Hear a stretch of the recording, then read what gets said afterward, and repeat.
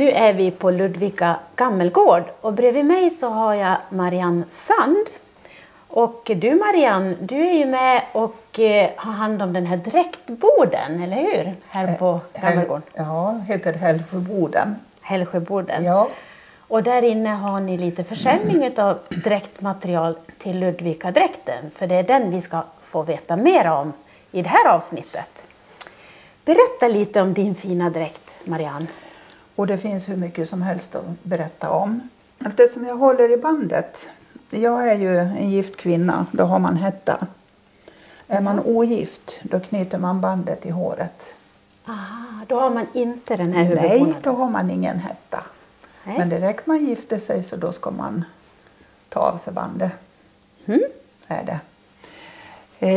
Sen med dräkten så finns det ju en betydelse när de tog fram den.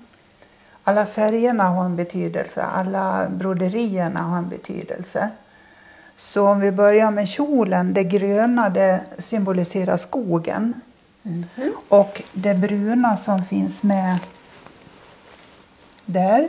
Och en liten skoning ser jag här på kjolen längst ner som är brun. Och det är jorden. Jorden, precis som byxorna. Ja, här är byxorna. Ja.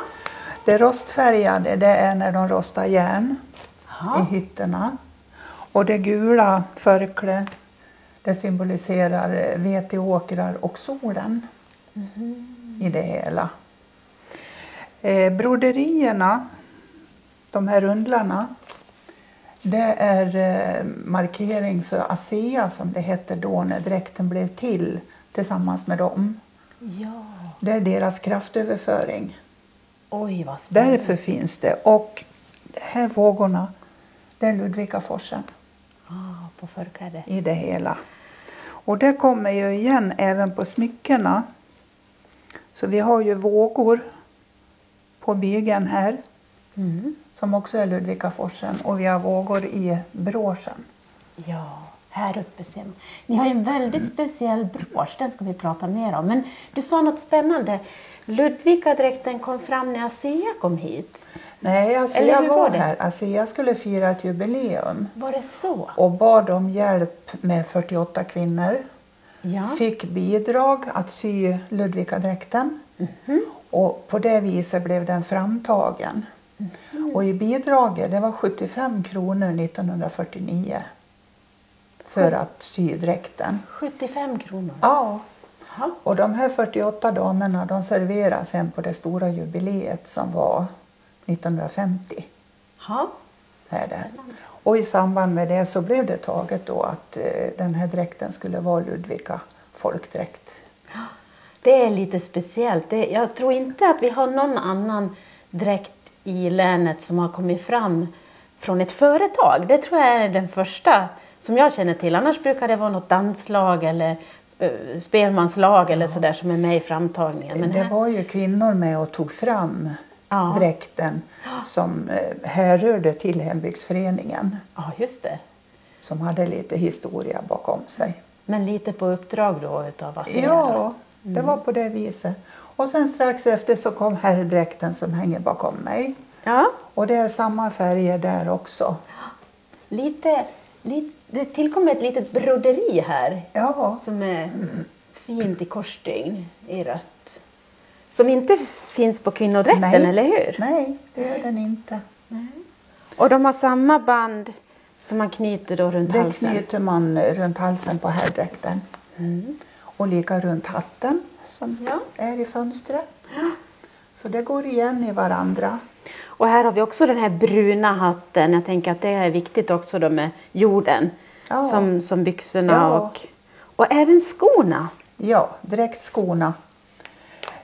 Smyckena som hör till dräkten, de blev framtagna som ett examensarbete av en Stefansson. Ja. Och det blev taget. Så de var jätteförtjusta i det. Ja, det är ju ett väldigt speciellt smycke. Det är också just att det är de här tre lite medaljliknande smycken med de här tre banden som hänger ner. Ja. Det är också väldigt speciellt. Så de ska vara med. Aha. Och jag har ju en bild på de första damerna som gjorde.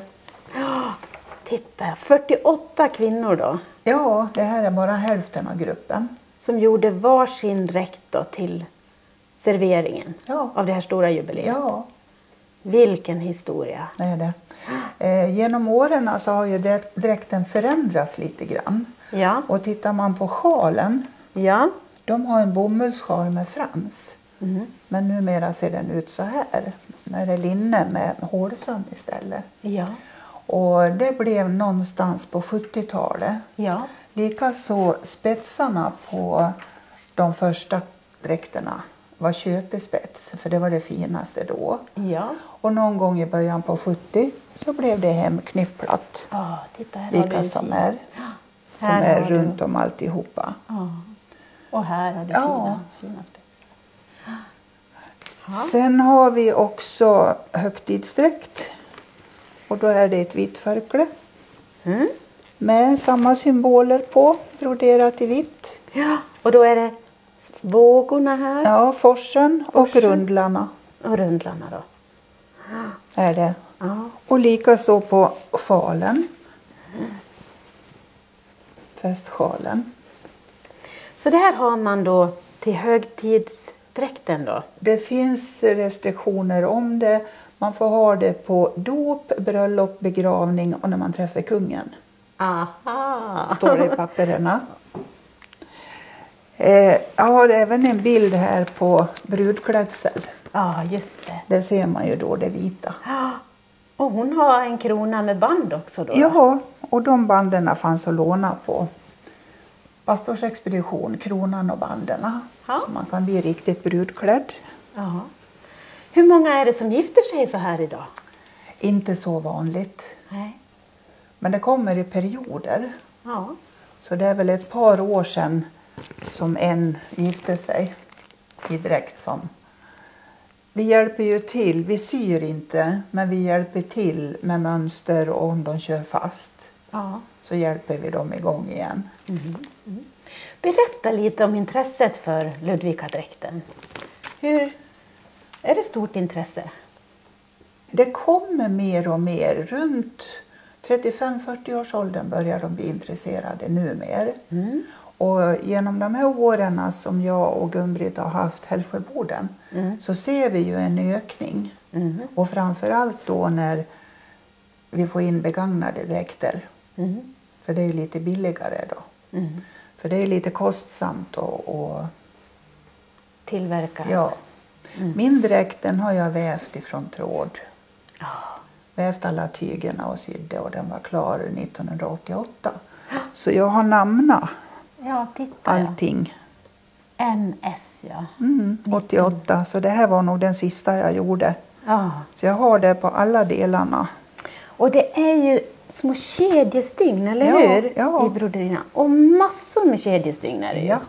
För i den här och i de här vågorna är det ju 1, 2, 3, 4, 5, 6, 7, 8 rader med olika färger. Är det? Ja, i den här är det ju vitt på vitt då, men i den vanliga så är det 8 olika nyanser. Från ljust gult över till rost och till brunt och till grönt. Ja. De här rundlarna då. Men det är ju också väldigt fina såna här söljor som vi säger som knyter om. De var ju också otroligt fina, som små blommor nästan. Lite annorlunda i förhållande till andra. Ja. Är det. Men det är också speciellt för Ludvikadräkten. Ja, är det. Ja, så intresset det börjar vid 30-40 års åldern då? Ja, det var nog så för mig också. Ja. Jag började intressera mig för att väva. Och så blev det en kurs hemma i byn i skolan. Där vi vävde alla tygerna och sydde det. Med hjälp av Hällsjöboden här. Så våran vävlärare och sömmerska där då. Fick hjälp av dem som hade Hällsjöboden här då. Och det var väl då det väcktes för min del. Så nu idag då man blir nyfiken på dräkten, då kontaktar man er då här på hembygdsföreningen då? Ja. Och då får man hjälp med material, men man får sy själv? Ja, det får man göra. Och här finns det material eftersom ni har en jättefin vävstuga då? Ja. Som väver material då? Det vävs allt utan vadmal. Ja, det köps då. Det köps. För det är sådana procedurer att tillverka. Ja. Men alla andra tygerna till dräkten, det vävs en trappa upp här. Mm. Är det någonting som är svårt att få tag på idag då, tycker du, med Ludvika-dräkten? Ja, det är smyckena. Det är smyckena. Ja. De är Men speciella. jag hoppas att vi kan lösa det också. Ja. Ja, det ska väl finnas någon som kan tillverka. Ja, precis. Gjuta av de här fina smyckena. Mm. Ja, det var otroligt spännande att få komma hit och höra om eran fina Ludvika-dräkt. Sen har vi någonting som inte alla har heller. Här ser vi lite mamelucker som kommer fram. Det är mamelucker som är öppna i grenen. Aha, där ser man. Ja. Så skulle det vara på gamla dräkter. Det är som 2 ben och så sitter det ihop i midjan. Ja. Och det är praktiskt för sommaren är det varmt och det är ylle, det sticks. Men har man mameluckerna på sig då klarar man sig. Då klarar man sig. Ja. Fint. Ja. Ja, men den är ju så vacker och så modern i sitt uttryck tycker jag, Ludvika-dräkten. Så vi hoppas ju på att det blir mer intresse nu. Vi får hoppas på det, men någonting som har ökat är att jag får rita mönster. Aha. Så det som är på gång nu då är det ju bergsmansdräkt till herr. Ja. Som jag ska rita alla delarna på ett mönster och skicka. Jag får ju skicka över hela Sverige. Ja. Vad roligt att det är full fart på verksamheten. Ja, Ja. är det. Så det ökar men det går sakta. Och det har ju varit stiltje under pandemin. Mm. Men det kommer tillbaks. Marianne, stort tack för att vi har fått komma hit och få prata med dig om Ludvika-dräkten. Jätteintressant.